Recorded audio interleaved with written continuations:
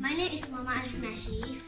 Today, I will teach you how to make a half moon fruit pizza.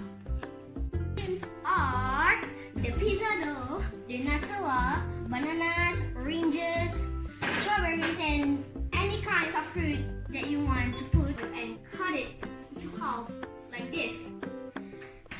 The second step is we need to spread the Nutella onto this pizza dough.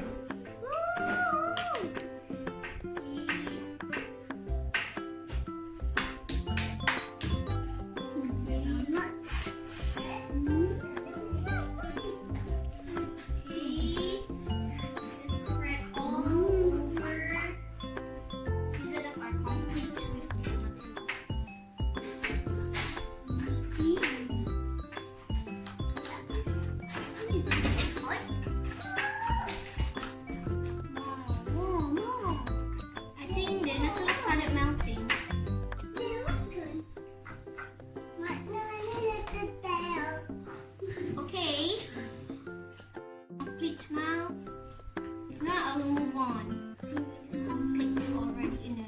No. Okay. And then the third step is we need to arrange these fruits according to our creativity. Okay, I'm starting strawberry.